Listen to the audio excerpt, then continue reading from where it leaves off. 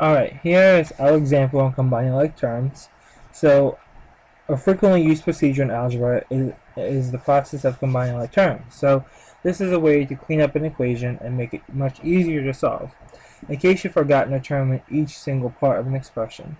For example, in the expression 4x plus 3 plus 7y, there are three terms: 4x, 3, and 7y. The number 4 is not a term, but rather a factor of the term 4x. Okay? So now we know what the three terms are in this expression. Let's say we are given the equation below. Okay? It looks very complicated, but if we look carefully, everything is either a constant, which is a number, or the variable x with a coefficient, such as 4x.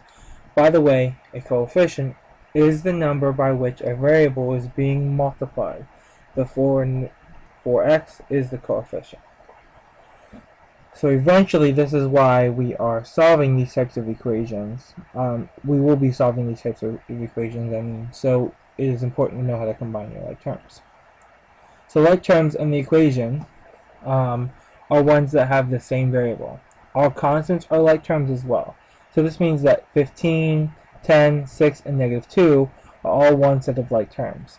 And the other is 4x, negative 3x, 5x, and 3x. They're all like terms. They all have a coefficient with a number and then followed by x. To combine them is pretty easy. You just add them together and make sure that they all have the same side of the equation. So make sure that you combine the left side of the equation, then combine the right side of the equation. Excuse me. So first we will combine all our terms on each side of the equation. So what we did was we said, okay, 15 and 10, they're like terms on the left side. So they're constants. 15 plus 10 is 25. Now we're going to combine our left side x's. 4x and negative 3. 4x minus negative 3x is 1x. Left side is done. Now let's move over to the right side. We're given 5x and 3x. Those are my like terms of x's. 5x and 3x make 8x. Okay? 6 minus 2. 6 minus 2 is 4. Okay? Now I'm able to finish solving the equation if I would want to. Okay? So it shows you how to finish solving, but that's not what we're really concerned about right now. Of course, we would have to subtract our x's, move all of them over to one side, then subtract our constants, we would get 21 equals 7x, then divide by 7, we would get x equals 3. Okay, let's look at some examples of just simply combining like terms, not worrying about solving at this point because we just are more worried about combining the like terms. So what are my like terms here? 8y and 5y. The terms are just y, so anything that has a y would be combined together. So 8y plus 5y would be 13y. Alright, 7a plus 8 minus 3a. What are my like terms here? We have two like terms. We have our a's and our constants. Okay, let's start with our a's. 7a minus 3a, right? The 7a and the 3a are like terms. 7 minus 3, 7, 6, 5, 4.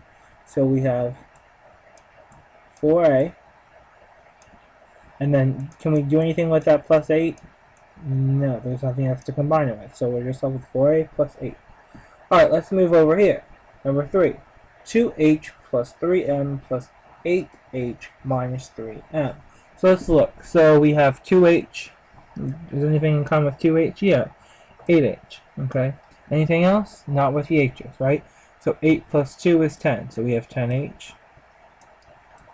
Okay. Now we have 3m minus 3m. What does that equal? 0, right? You had $3, you spent the $3, now you have no dollars. So our answer here would be 10h. So here's our example on combining like terms. I hope you found it useful and can use it later on.